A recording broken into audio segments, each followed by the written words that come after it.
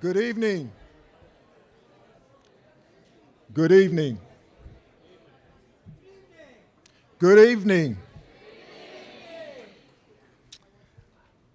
My name is Daniel Ash, and I'm the president of the Field Foundation of Illinois, and I have the distinct honor of welcoming you all to tonight's event to support and celebrate the Bright Promises Foundation. Give it up, give it up, give it up.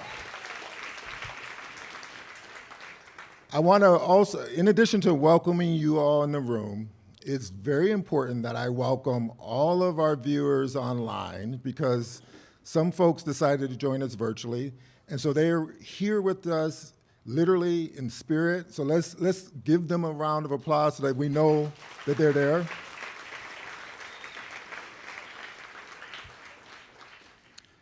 And I must acknowledge, I have the pleasure of being co-chair of tonight's awards with my dear friend Donna LaPietra, who is also online. She couldn't be here with us in person, but she's a wonderful spirit, and I'm sure you're going to feel her presence here. And the Field Foundation also has the honor of being a presenting sponsor for tonight's event.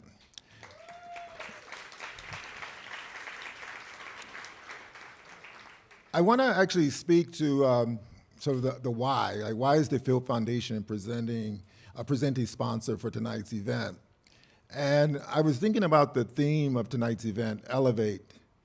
And it just so happened that as I walked into the reception area, I saw on one of the screens a picture of a dear, dear person in my life, Bell Hooks.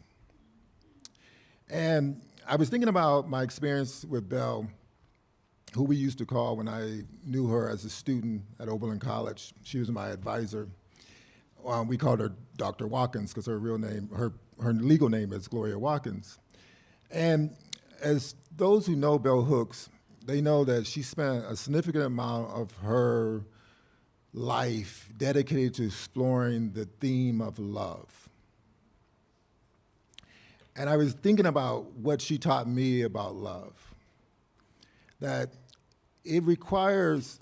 love is required to lift up someone else.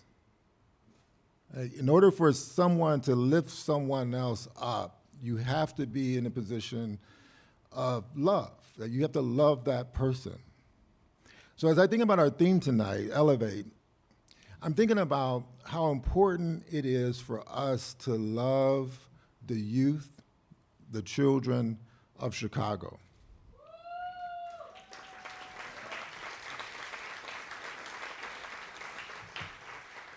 We must allow that love, and I believe this firmly, not just to elevate sort of their needs, but we must be committed to elevating and listening to their voices.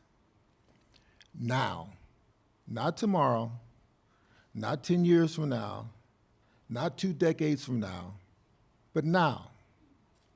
Our youth, and I'm very aware of this from the work that we have the privilege of funding at the Field Foundation, our youth are speaking to us. And it's our responsibility to listen. And our listening must lead to action. So supporting an organization like the Bright Promises Foundation is a response to what we're hearing. They need our support. They need our partnership, and I underscore partnership, like not leadership. They need us to be partners with them, and we must meet them where they are and allow them to sort of shape the future of our city.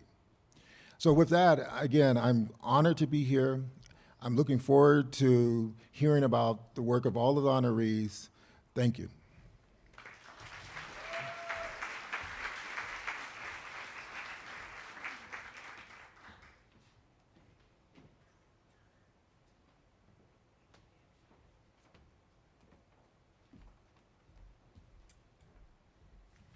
Good evening. Oops, is that better? Yes. Good evening. I first of all want to thank Daniel and Donna La Pietra for agreeing to be the co-chairs of our event and offering their leadership and wisdom and experience. And Daniel's words are so important about what our youth today are doing in Chicago, able to speak up, and we need to listen to them, as he said. And we at Bright Promises are very excited that our major initiative right now is about elevating youth voice, and particularly drawing some level of attention to an initiative we're calling Healing, Leading, Changing. And I think, Jim, are you going to talk a little bit more about that? So I won't give it away yet, but I'm here to welcome you. My name is Gaylord Gieske, and I am the board president of Bright Promises. So,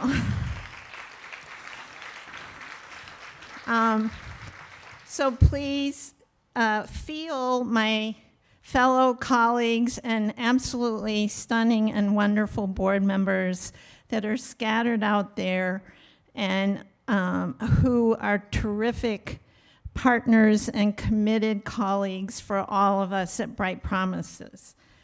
On behalf of the board, I'm welcoming you. And I also want to acknowledge that we are in a very special place. The National Museum, Mexican Fine Arts Museum, is a treasure in Chicago. And for those of you who are here, I hope you've been able to take a few minutes to see the exhibits. They're stunning, and the museum has a long history of being a special place in Chicago. For those of you out there on internet land who are here virtually, please check it out. First off, you can check it out on the internet, but even more important, please bring your family and friends here at some point so that you can enjoy this treasure that we have. I want to do a special shout out to Catherine Corey, who of course is not in the room. Oh, there,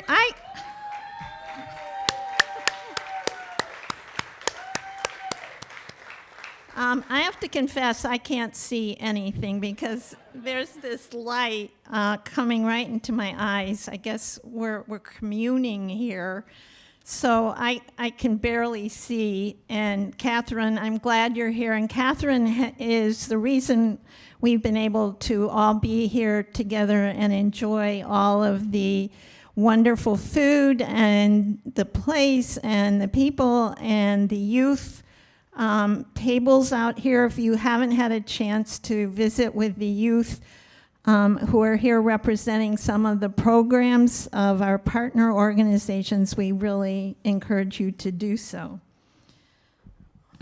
I've had the privilege of working in the not-for-profit sector for many decades, focused on children and youth. But I want to say in all honesty that Bright Promises holds a very special place for me in my heart. It's a unique organization with an approach to funding and to supporting the hopeful growth and development of our children. And I want to underscore the word hopeful right now, because I know in many ways it's easy not to be so hopeful right now, but to focus on supporting those who are working directly with youth in a very healthy and supportive way to build their strengths and capacities is a source of pleasure for the board and the staff and all of our partners and friends and colleagues and donors. It is a special privilege that we all share together. And the way Bright Promises goes about listening to community voice as we design our initiatives and look for those issues or aspects of issues that are under-recognized and not fully developed yet is something that the entire organization is really committed to, and is one of the reasons for the cohesion and the mission-driven energy that we all feel. Bearing that commitment in mind, I want to recognize two board members of ours tonight. Both of them have given years and years of service to the board, and we have term limits, and they are cycling off, and we want to give recognition to them at this time. So I'm going to tell you just a little bit about each one of them. First, I want to recognize Marilyn Eisenberg.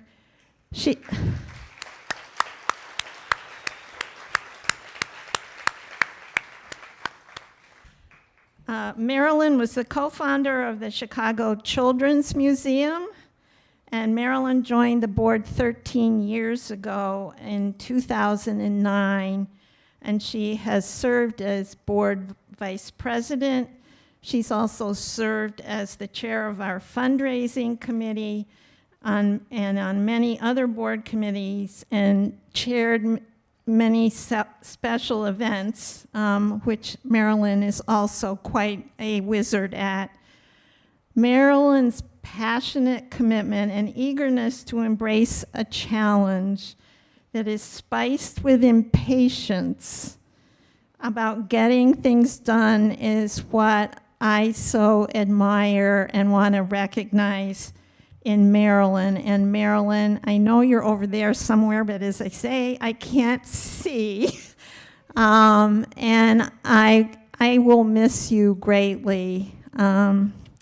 So the next person I want to recognize is Shari Runner, and I think, Shari, you're right here.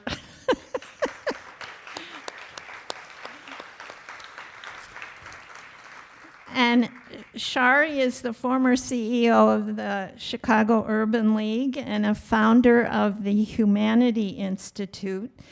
She joined the board of Bright Promises in 2010 and is leaving us after 12 years. Shari is a former board president. She currently chairs the board development committee and has many other leadership roles.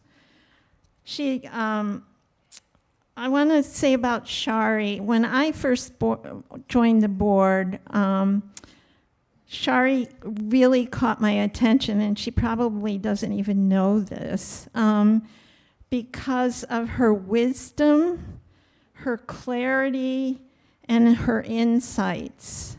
And Shari really impressed me from the very beginning. And I think Bright Promises has been very, very lucky and grateful for Shari and your leadership. She brings a wealth of experience and raises important questions at just the right time.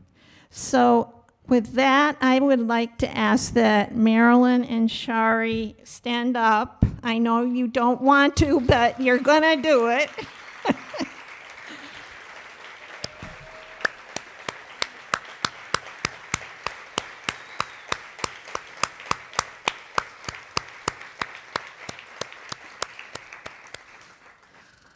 And I think that's it, and I turn it over to our Executive Director, Jim Hirsch.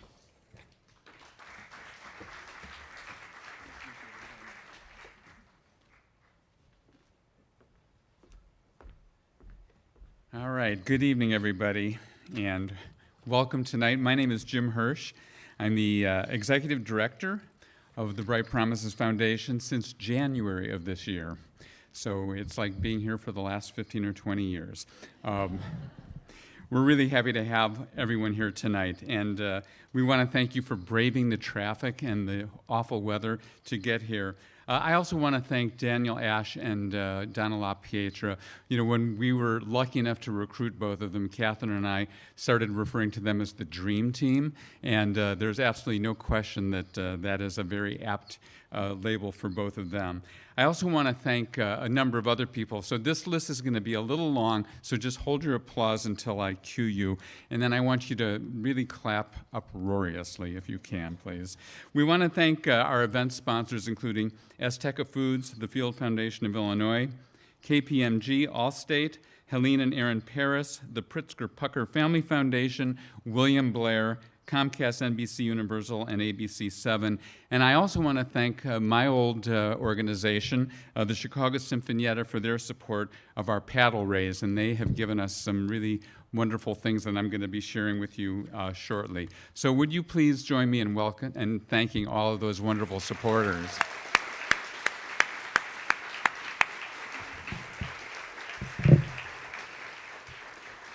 So tonight is a celebration of the people and organizations who are working together with Bright Promises to ensure that we cultivate the bright promise within every young person. In the wise words of Leslie Kornfeld, we all know that talent is equally distributed, but opportunity is not. Our mission is to create opportunities for every young person, especially those who have been historically and systemically denied those opportunities to reach their full potential. For those of you who are just getting to know Bright Promises Foundation, I want to share a little bit about who we are and what we do. We were founded in 1869 as the first agency chartered by the state of Illinois to advocate for the care and protection of vulnerable children. We employ an innovative and flexible, timely grant-making model that asks experts and community members to identify the most urgent and under-recognized issues impacting our youth. This enables us to address pressing issues many funders are not even aware of and the needs that exist, including those like social-emotional learning, early childhood education, and childhood trauma caused by racism. Our support has raised awareness of these issues and provided early investments in our partner organizations who are doing truly groundbreaking work. Most of all, these investments have helped tens of thousands of children and youth overcome some of the challenges that they face. We are small compared to other foundations, but we play an oversized role in moving the needle on some of the most pressing needs of Chicago children and youth. Hopefully you had an opportunity to meet some of the incredible young people who were out there during the cocktail reception and who are representing their organizations and communities. We want to give you an opportunity to hear from a few more exceptional young people. So please enjoy this short video featuring Bright Promises community partners and some of the young people who inspire the work we do every day.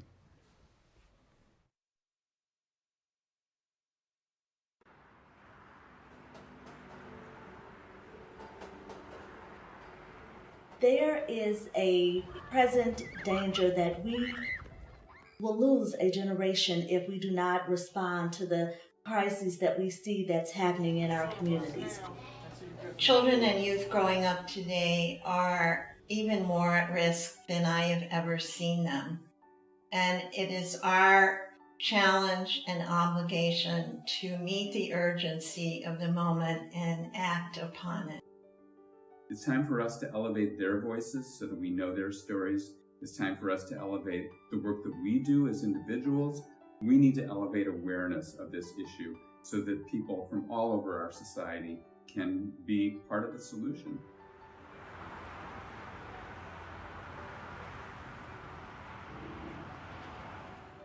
Definitely our young people come in with perspectives of themselves that may not be the most positive.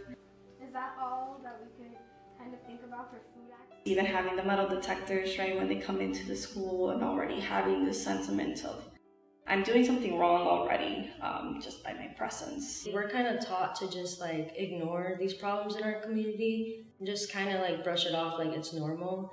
Because I feel like a lot of like the adults kind of just brush it off too. They probably would have just thought, you know, oh, that's too bad, like, the adults in this community should do something about that and like move on. But through this program, I've learned like how to make change. I've gained a lot of confidence too with this program. It's really helped me like learn more about myself in a way that I don't learn at school. Seeing them feel comfortable in owning their own power and owning their community really, and being experts in something that they've always been experts in, but now they have the language to do it. It's been very empowering, just even as an organizer, right, to continue.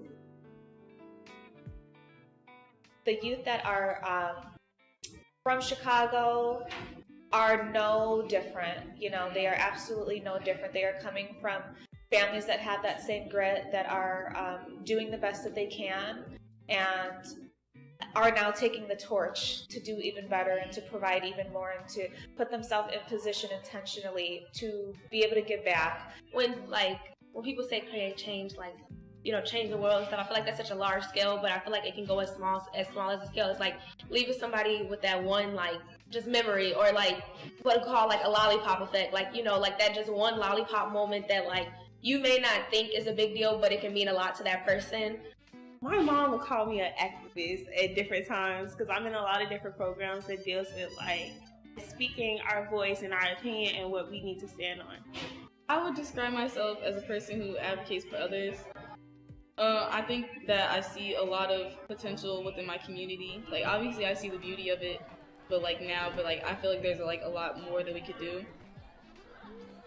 They are definitely change makers within their family, within their friends, within their society. I think it's extremely important for adults to see themselves as adult allies, whether you have children, whether you work with children, as taxpayers, as employees, as no matter what position you have, we are all connected to the youth.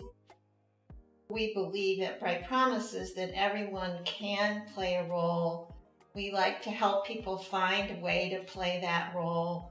And we urge all of you who are here tonight to really help us build the energy and the commitment it's going to take. The work that we're doing today is creating a positive impact on the world that they will live in tomorrow, and that they will be able to stand on our shoulders and take this work even further. Here at Bright Promises, we are leading that charge. We have taken up that mantle, but it takes each and every one of us. Our model really is about creating partnerships with our grantees. It's about, again, elevating the voices of the client, of the youth that we're serving, elevating the voices of the experts who we're working with, and thereby hopefully empowering many, many people to be a part of the solution. You might think, oh, you're a child, you don't have a place to say, I'm an adult. Sometimes kids and teenagers have a lot of things to say.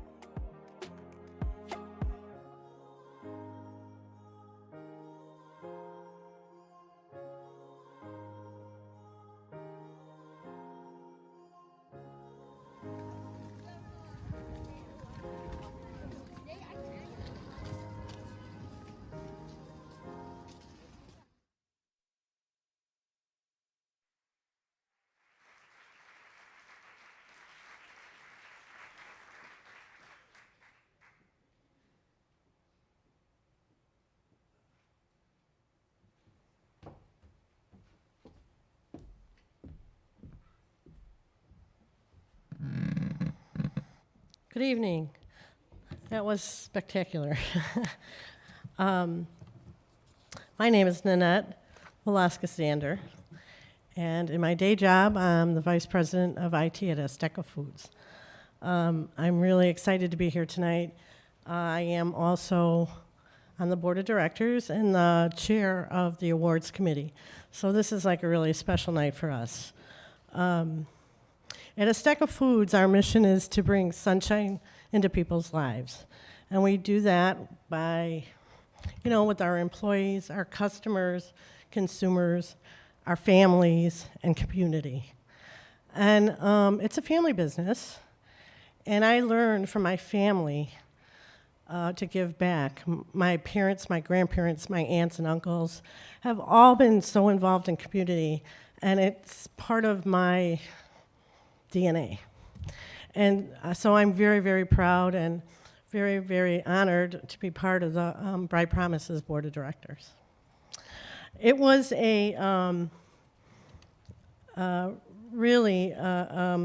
with the awards committee, it was really a difficult choice.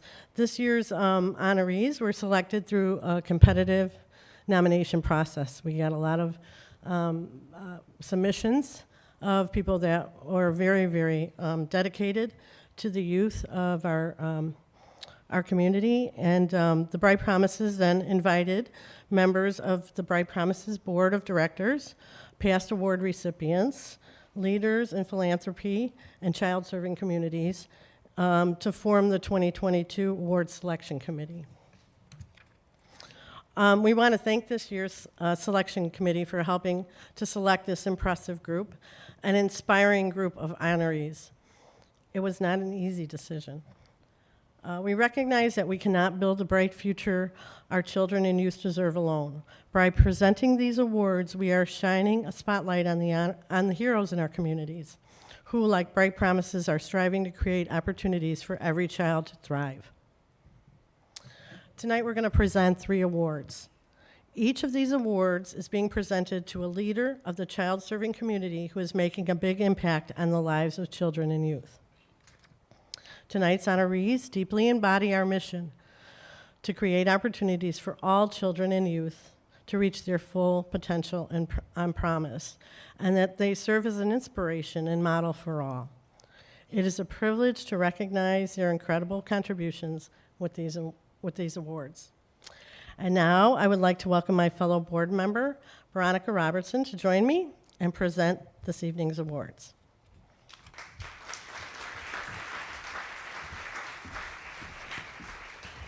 Thank you, Nanette. Good evening, everyone. It is so awesome to be here amongst you all today. You know, it rained all day long, but I promise you, y'all brought the sunshine tonight. This is a fabulous crowd, and I'm delighted to be a part of it. As Nanette mentioned, my name is Veronica Robertson, and I serve as a member of the Bright Promises Board, and I have the privilege to chair the Programs Committee, and even more privileged to present each of our honorees on this evening. When Daniel Ash came up, one of the things he mentioned was bell hooks, and I love bell hooks as well. And one of my favorite quotes from bell hooks is, "Living simply makes loving simple." And I think that when we bring up these 3 honorees, you're going to see how they live simply, but they make loving very, very simple. They love what they do. They love the work. They love those that they are serving. And they are all so deserving in their own way. First, we will present the Lifetime Achievement Award to Ms. Kathy Krieger. She's recently retired. Yes, give it up. Absolutely. Absolutely. She's the recently retired Executive Director of Children's Place Association. And Kathy, can you please join me on the stage? And as she's coming, I'm going to read a little bit about what Kathy has done. Kathy! When she was hired in 1990 as the chief executive of a new charity, Kathy was charged with forging a response to one of the most feared health issues of the time, that being HIV and AIDS. Under her leadership, the Children's Place Association became the Midwest's first facility to provide housing, 24-hour nursing, and social services to children with HIV-related conditions. As a result, under Kathy's leadership, Children's Place Association has provided life-changing services for thousands of Chicago area children for over 30 years. Yes, and I'm here for it, absolutely. And in 2008, she launched the Children's Place International, bringing this holistic model to vulnerable children in developing nations as well. With more than 4 decades, and I don't know how that's possible, she looks 32, With more than 4 decades of guiding leadership and inspiring impact, Kathy truly embodies the lifelong dedication to serving our youth honored by this award. So please join me in welcoming Kathy to the podium to accept this 2022 Lifetime Achievement Award.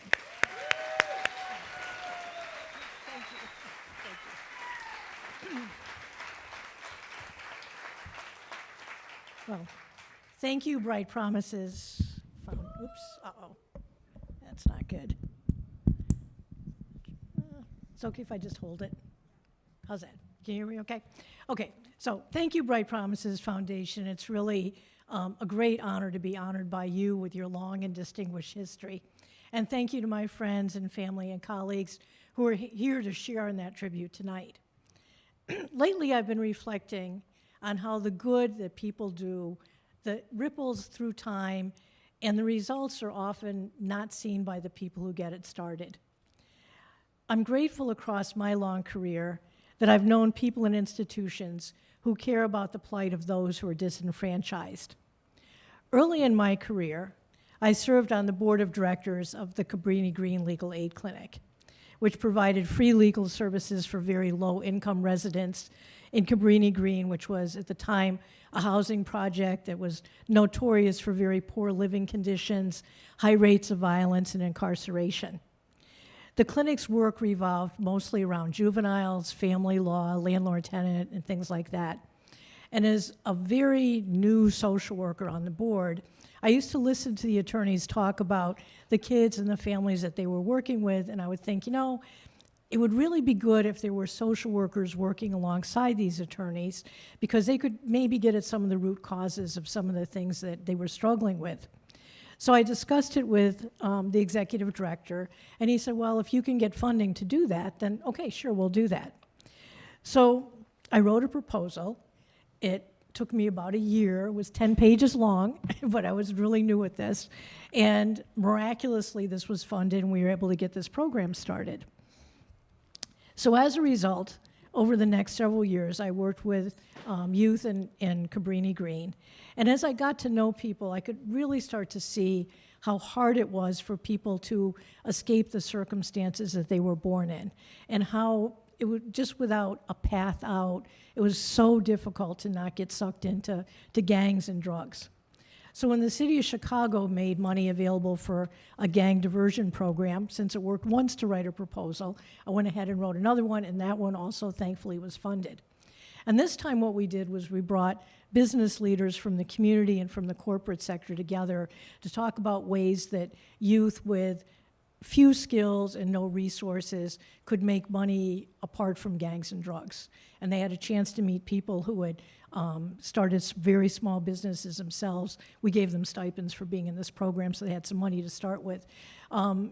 Purchasing kind of a fixer-upper real estate and getting that going, starting small businesses and that kind of thing.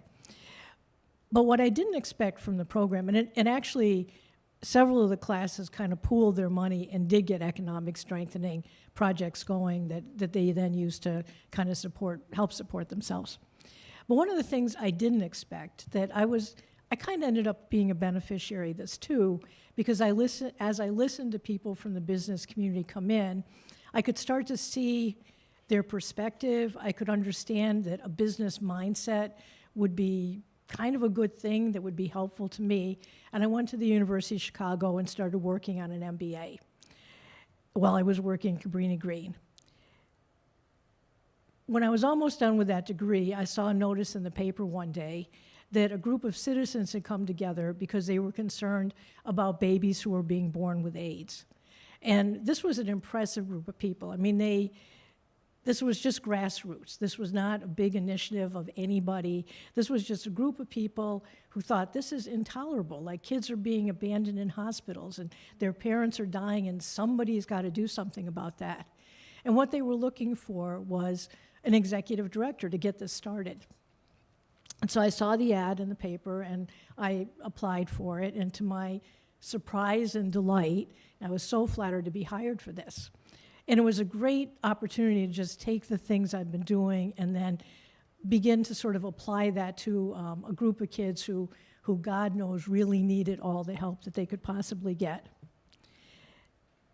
I can say that leading Children's Place was really the opportunity of a lifetime.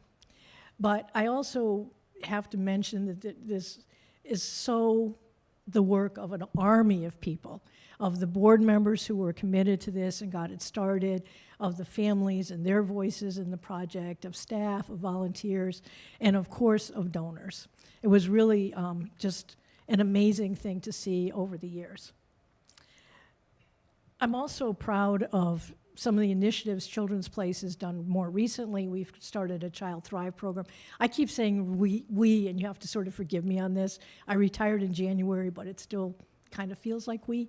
But anyway, started a project recently in West Humboldt Park, Child Thrive, to really take one of the hardest hit communities in the city and try to make that a great place for kids by convening and listening to community voices, and then beginning to tackle some of the health issues, health disparities, and violence, and other issues that people are dealing with. Earlier, I noted that it's hard sometimes for people to see the results of the good that they started. And when I was given this award, I realized that that first proposal I wrote was funded by the Illinois Humane Society. And without that, my whole life would have gone in a totally different direction. You helped all the people that we said we were going to help, but because of that, it was possible to get that started. It was possible to start down a path where ultimately I ended up at the Children's Place Association.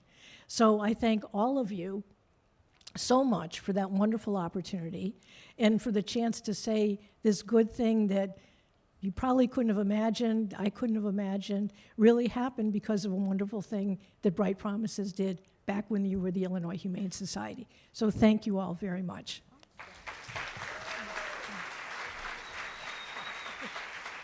Thank you. Thank you.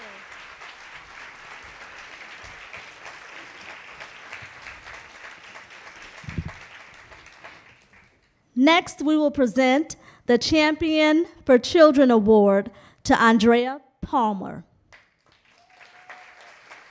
Ms. Palmer serves as the program officer for the Pritzker Family Foundation's Children Initiative.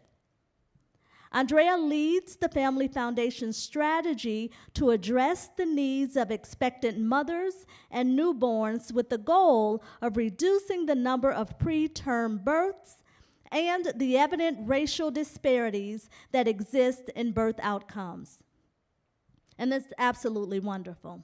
Absolutely wonderful. Before joining the foundation in 2019, she served as the chief of the Illinois Department of Public Health's Division of Maternal, Child, and Family Health Services, where she oversaw the state's infant mortality reduction initiatives, regional perinatal health services, school-based health centers, and adolescent health programs. For more than 30 years, she has advocated for Chicago's infants, toddlers, and children, as well as their families. She is steadfast in her commitment to identifying and dismantling those systems and practices that jeopardizes the outcomes of children, and to creating the environment, institutionally, interpersonally, and structurally, for children to thrive and to grow. We are honored to recognize her vision and her leadership tonight. And while unfortunately she could not be here with us this evening, however, she has taped a special message that will be played to be shared with all of you all.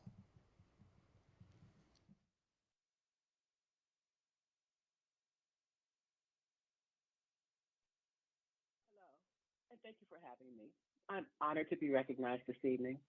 I'm sorry that I'm not able to be with you in person, but I am in Atlanta, co-facilitating a meeting of national funders aimed at identifying strategies to effectively support communities in achieving equity and birth outcomes.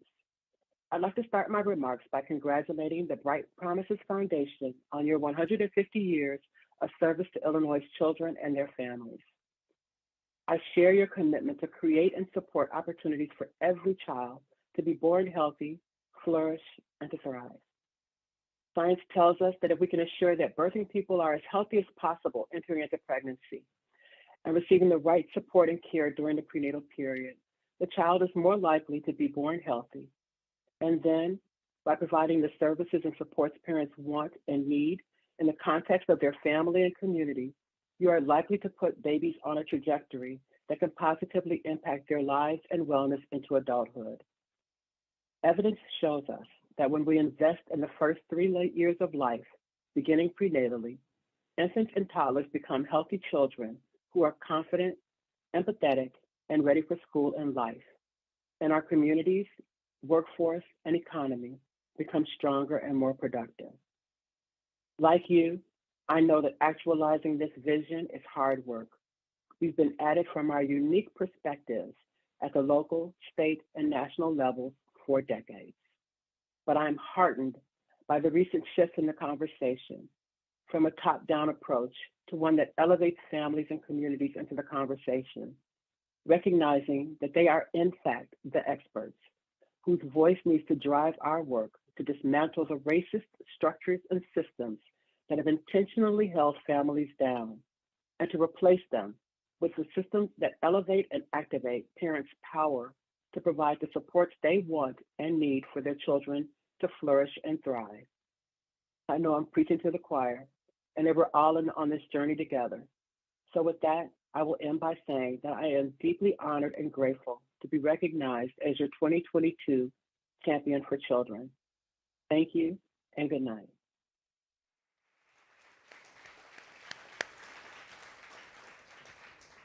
Finally, this evening, we present the Elevating Youth Voices Award to Mr. Devin Van Houten Maldonado, who serves as the Director of Programs for Sky Art. Can you please join me on stage?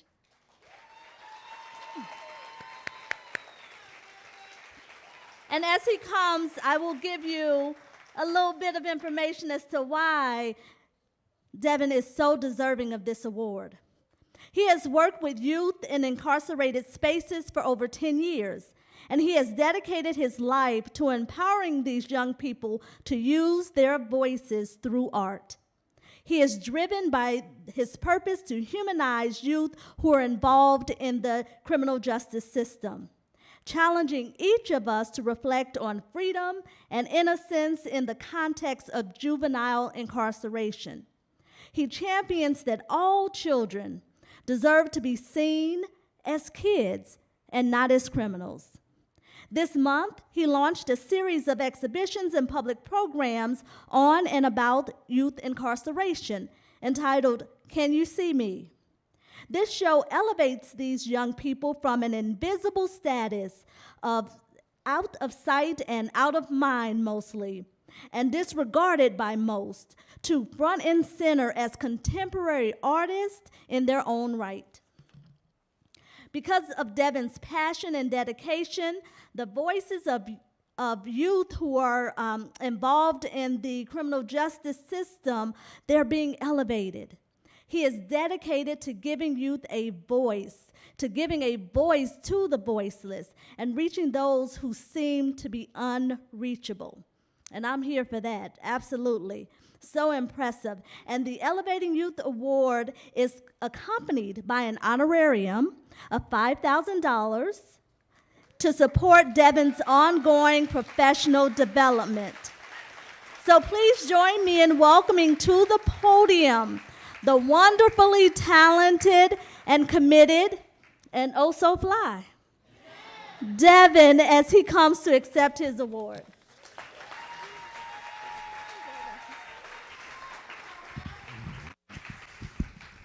Thank you so much. It's wonderful to see everybody here. As has been alluded to many times tonight, nobody can elevate by themselves. And so I want to give a huge shout out to the team at Sky Art. Some members of my team are here tonight, Ellen and Aranique and Michael. Shout out to Nikki, who can't be here, but they held me up while I focused for the last year on this project, Can You See Me? Which is not just one exhibition. We couldn't just do one, we had to do 3. and they held down the fort. They made sure that our programs could be sustainable and with enduring and ongoing quality so that we can continue to serve our youth and so that I can push the organization into new areas going forward. So thank you all. Get you a team who can hold you up and have your back like my team has my back. Also, a huge thank you to Sarah Ward, SkyArt CEO and founder, who nominated me for this award. And I also want to give a shout out to Scheherazade Tillis, who's in the house from A Long Walk Home. She's one of the curators of Can You See Me? She's got an amazing exhibition on view right now at Arts and Public Life. The exhibition is at 3 spaces, Arts and Public Life, Weinberg Newton Gallery, and at SkyArt. The final opening's happening this Friday at SkyArt. And I also want to just give a shout out quick to our youth out here. Real Youth Initiative. These are young people who are directly incarcerated, directly impacted by incarceration, have direct experiences of incarceration, and they saw that this system was messed up and they started their own organization to do something about it, and we need to support that kind of initiative. We need to give those youth the resources that they need to organize themselves. So Denzel and Destiny are actually going to be joining us next week for a panel next Friday, November 4th at Weinberg Newton Gallery, bringing together various voices. We felt like it was really important to have actual youth voices in this programming. So this award is for elevating youth voices, and it's truly an honor. But at the same time, I feel like elevating youth voices, listening to kids is just something we should do. It shouldn't really be something special, right?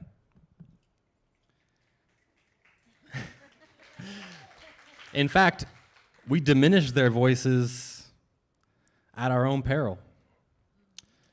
To diminish the voices of the youth today is to diminish our own future, what we believe is possible for the next generation and even for ourselves. Because anybody who has kids or who works with kids knows that they grow up quick and that hurt people hurt people. I'm sorry for folks who've heard me say this a million times the last couple weeks, but I'm going to say it again. Hurt people hurt people. And we got a lot of kids who are hurting out there, and they need to be listened to. They need to be lifted up, not criminalized, not punished, not victimized, because all kids deserve abundance. Shout out Trap House Chicago. All kids deserve innocence. And we know that our poor Black and brown communities are over-criminalized from the time they come out of the womb, through the foster care system, through poorly funded education, all the way through to incarceration. They are never given the opportunity of innocence that all children deserve. And that's on us. That's on us as a society. The way that we invest in our children today says everything we need to know about what we believe about our future tomorrow. And this, you know what else we need? We need, all of us need, the inherent creativity, the explorative nature, the inquisitiveness that kids possess naturally, right?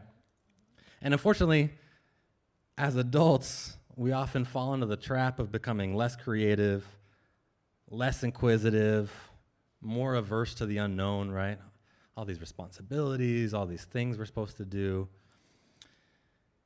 And our outdated education system for the last 100 years has done a really bad job of teaching these skills of critical thinking, of creativity, of problem solving, of social emotional learning, of empathy, of connection.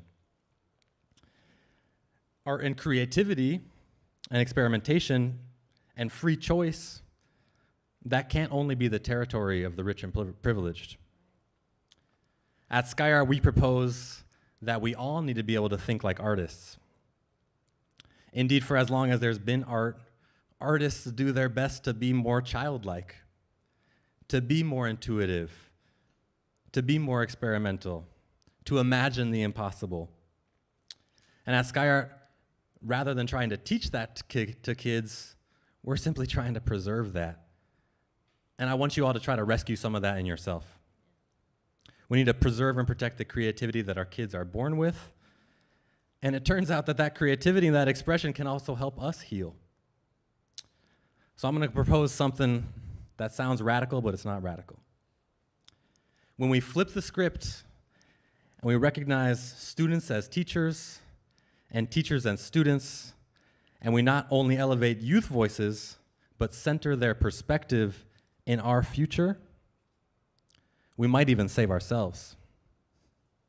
Thank you. Please check out Can You See Me? It's on view right now until December 17th.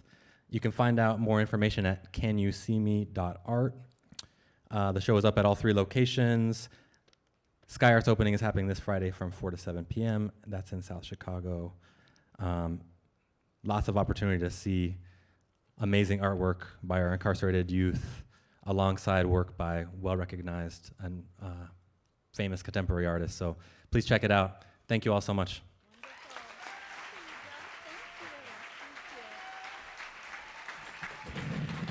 Thank you all this evening.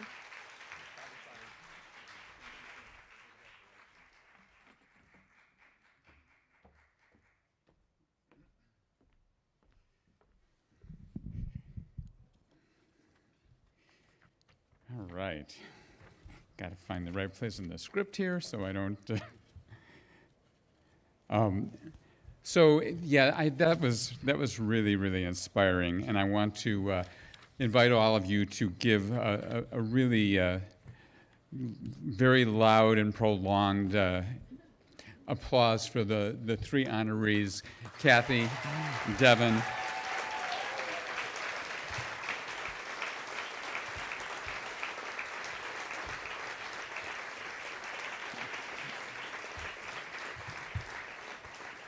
Okay, so I think what we just heard really drives home the fact that if we fail to advocate for youth and don't work to address these under-recognized issues, we are allowing a present and a future for our youth that we ourselves will not want to live in. We need to make strategic investments and interventions to ensure that young people can thrive, which is why we are so proud to announce the 2022-2023 organizations and community partners that Bright Promises Foundation is supporting. These grantee organizations are the backbone of the Bright Promises Foundation. They are on the front lines every day, providing the safety and support that is transforming the lives of youths across Chicagoland. For over a decade, Bright Promises has invested in improving the quality of early childhood education through a program called EQUIP. This program remains one of the very few sources of support available to early childhood centers that are seeking quality improvements. We are proud to partner with these early childhood organizations to ensure that they can implement and sustain critical quality improvements that give children the best possible start in life. Since 2016, Bright Promises has been helping parents and caregivers to create safe, supportive home environments by teaching social emotional learning at home. Little did we know how essential that SEL program would be to supporting children and families during and after the pandemic. We are proud to continue our multi-year partnership with these community organizations by supporting this work that is so important to our children's recovery from the impacts of COVID-19. Bright Promises is also a proud partner with these organizations to launch a new social emotional learning resource hub called Bright Communities. Through this resource, we will ensure that free, high-quality SEL tools and resources are easily accessed from homes, classrooms, and organizations across Illinois. Building on a decade of work to advance the field of childhood trauma, Bright Promises launched the Healing, Leading, Changing initiative in 2021 to provide community organizations with funding and support to address childhood trauma caused by racism. Racial trauma is an insidious and often invisible form of trauma, impacting hundreds of thousands of Chicago youth. We have learned much in the first year of this program, including the importance of young people owning their experiences and taking action to mitigate the effects of trauma caused by racism. We know that taking action and raising their voices is an essential part of healing and developing resiliency. We expect to learn a lot more over the next 4 years of this program. We are so proud to be partnering with these 9 community organizations to build youth resiliency and help youth heal from the trauma caused by racism. We are also proud to introduce the Bright Promises Youth Council. Led by a youth council guide, this group is comprised of outstanding youth leaders representing each of our community partners who are helping to guide and improve this initiative. And finally, we are thrilled to announce the first organizations to ever receive grants through the Iris Krieg Fund for Fairness, Action, Inclusion, and Resiliency for the Iris Krieg Fair Fund. Yeah.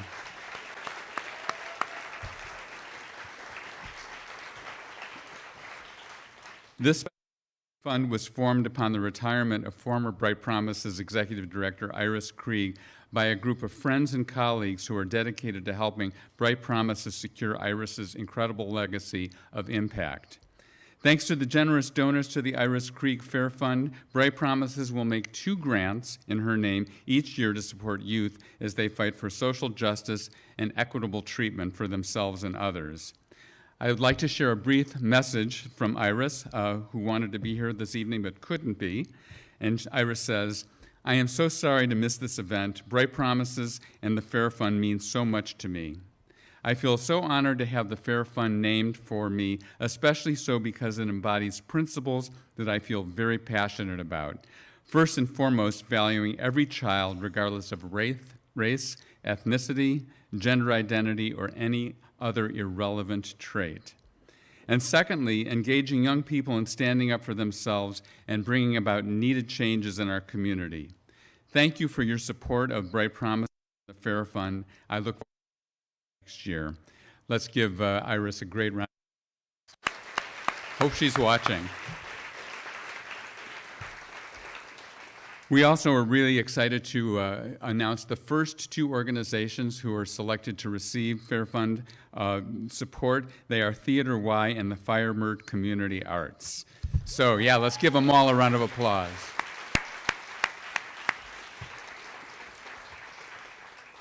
The young people who we serve are really exceptional, as you've heard tonight and you've met out there, but they are not the exception. Across Chicagoland, there are brilliant young people waiting to lead us into a better, brighter future. As you heard from our community partners early tonight, these young people need adult allies who will listen to them and help lift them up. We want you to hear from one more group of amazing youth leaders about what your support tonight might mean.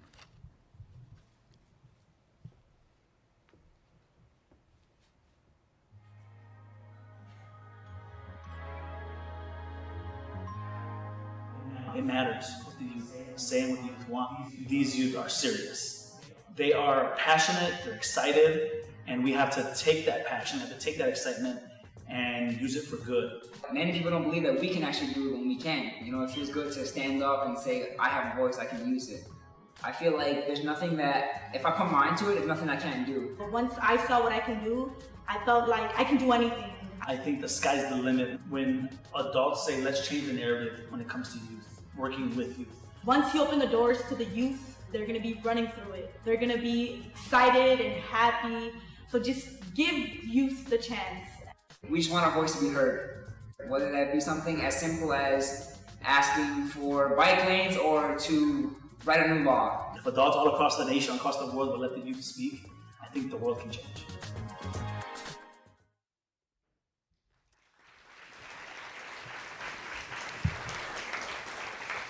Bright Promise is really working hard and committed to elevating our impact. We have a bold vision and plan to do even more to improve and strengthen the systems that serve our youth and to scale successful approaches through our thoughtful and innovative grant making. So we have made a commitment to try to raise $100,000 by the end of the year to support and expand our current initiatives and partnerships. And to achieve that, this is now time for the audience participation section of the evening. And we're going to invite you all to participate. And I'm really excited and happy to announce that 100% of the funds that we raise tonight through this event and through this next section will go directly to helping all of our programs and helping the most vulnerable children and youth in our communities and their families. Thanks to a group of generous donors, your gift will be matched up to $10,000, which means that every dollar that you contribute will be matched 1-for-1 by these wonderful donors. We're going to now invite each one of you to participate in a Bid for a Cause segment to benefit the Bright Promises Foundation. Now, unlike an auction, you are not bidding against anyone. We're going to invite you to raise your paddle to pledge support for Bright Promises Foundation's work at different levels, starting at $2,500 and ending at whatever level feels comfortable for you. Now, there have been many of these things happen all over the city and the country, and I'm sure that many of you have participated in them. But I've never known one event like this where 100% of everyone in attendance donated, and I think tonight we can set that record. So we're going to invite you to do that. And it'll really help if you make a lot of noise when we get to the various levels to really get the excitement going here. So the first thing is I want to show you what your paddle looks like. And I brought mine up here. So you all have one of these. If you would now find the paddle that you were given and hold it up, and if you don't have one, raise your hand and we'll get you one. Can you all raise your paddles? Thank you. Get used to doing that, I hope. So when I open a donation level that you would like to pledge at, all you have to do is hold your paddle up and hold it until I call your number. We have spotters around the room who will help me see the paddle raise and what your pledge level is, but do keep it up until I announce it. So let's just practice for a second. And again, everyone hold up your paddle. So when you hear I call your number, then you can lower your paddle, 158. So you could lower your paddle. Now, when you hear me call your number, yeah, please lower your paddle, and we'll do the best we can to capture every pledge. However, if for some reason we don't get it, there is a QR code that is printed on your paddle, and you can use that to fulfill your pledge, or there's going to be a table right outside that door as you exit after this program is over. So for everyone joining us virtually, you too can join by using the QR code. Let's get started. Before we do, though, I want to thank Chicago Sinfonietta, my old organization. They have donated 50 pairs of tickets to the first 50 people who raise their paddle at any level. So those will be 2 free tickets that the first 50 people will earn tonight, and we want to thank them. It's a pair of free tickets to any of their 2023 concerts. Now, because I'm asking all of you to contribute, I am going to raise my paddle at the $1,000 level, just so that you know that I got skin in the game too. So with that, we're going to go pretty fast here so that we can get back to drinking and enjoying the party. So let's get started. Our first bid for a cause level is $2,500. Now, if 4 of you raise your paddle at that level, it will underwrite an entire year of programming by one of our community partners. Oh my God, we're already starting. Thousands of young people at this level will be helped. So anybody would like to join at $2,500, raise your paddle. I see 241, 158, 149, 199, 135. Am I missing anybody? Did I get everybody? All right. It would also help if we took the house lights up just a tiny bit so that I can actually see into the audience. Not too much, just a little bit more. Thank you guys so much. Give them a round of applause. $2,500, that equals $5,000 for each person. Our next level is $1,000. Our youth council is led by a youth council guide who plays a critical role in guiding young people towards understanding and healing from childhood trauma. It's important for young people to have caring adults who are allies in helping them. If we can have 6 people raise their paddles at the $1,000 level, it will underwrite the cost of the Youth Council Guide for 1 full year. So if you would like to join me now at the $1,000 level, raise your paddle and hold it up there until I call your name. We've got 207, 106, 241, 133. Do I have anybody else? All right, let's give them a round of applause. Let's keep that energy up. Great job. Thank you. Our next level is $500. Our youth council is a group of outstanding youth leaders, just like the young people you met out there this evening, drawn from each one of our partner organizations, and we pay them a stipend for the work that they do to help us think through these problems and come up with really innovative solutions. If we can get 12 people to raise their paddle at this level, you will underwrite the stipends for 12 youth leaders for all of 2023. So $500, raise your paddle now. I've got 210, 169, 241 again, 131, 201, 238, 245, 113, 179, 173, 211, 218, 141, 221, 203, is that 111? Yeah. 215, 138, and 205. Yeah, that's huge. Great job, everybody.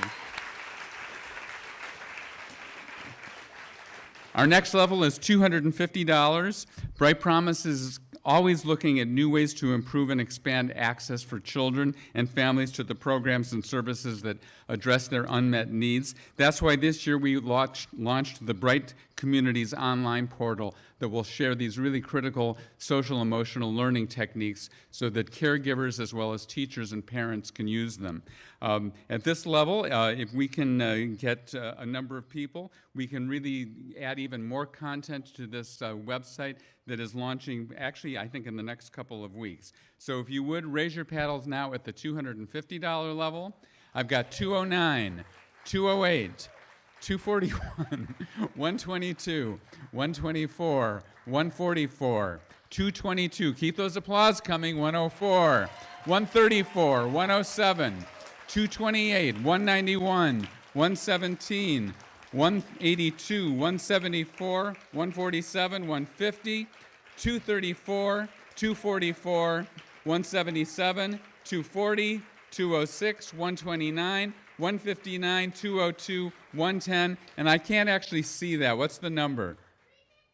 315. All right, let's give it up for that. The 250s. You guys are doing great. Our next level is $100. Donations at this level will enable us to provide capacity building to support to the early childhood organizations that we mentioned earlier today. The importance of early childhood education is clear. If a child is already at a disadvantage before kindergarten, they are much more likely to struggle throughout their lives. Support at this level will help provide low-income children ages 0 to 5 with strong start in life that they need and deserve. So at the $100 level, raise your paddle now. Let's give them a round of applause. 158, 241, 169, 128, 122, 186, 167, 242, 114, 136, 243, 183, 132, 165, 164, 155, 153, 152, and 232. I think I got everyone, right? Let's give them a round of applause. Woo! Now, anybody who has not participated yet, feel free to do so at any level. You don't need to raise your paddle. Just use the QR code or go to the fulfillment table at the end and make a gift at any level that is comfortable for you. We appreciate every dollar that we're raising tonight. I want to thank the generous group of donors. Your donation this evening will be matched dollar for dollar up to the first 10,000. So, we're just about finished here. Thank you again. For some of you, tonight is the beginning of this conversation, and we invite you to continue to be a part of creating the change our children deserve by becoming members of the Bright Promises Foundation family. In the days and weeks ahead, we will invite you to participate in a number of other ways, including volunteer opportunities, free webinars, and more. Just make sure to keep your eyes on your inbox because we will be sending you messages about some of the things that are coming up. We would once again like to thank all of tonight's sponsors for their generous support. Our incredible board of directors, what an amazing group of people we have on this board. They work so hard, they are so generous, and they are so smart about helping us form our policy. Let's give a round of applause to the Bright Promises board of directors.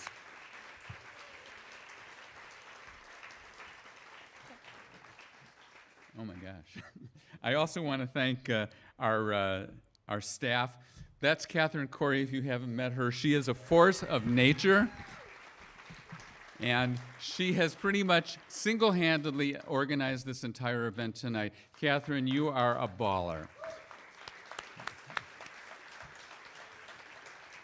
We also want to thank the volunteers. A huge thank for our Dream Team co-chairs, Daniel Ash and Donna LaPietra.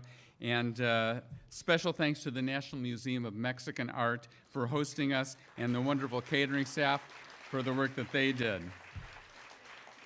We invite you to stick around and enjoy another drink, but do please visit the fulfillment table right out there on your way out. And thank you again for your generosity, for your belief and support of this organization, and for being here with us tonight. Oh yeah, and what was it? So we just raised $24,500. Thank you guys, good night.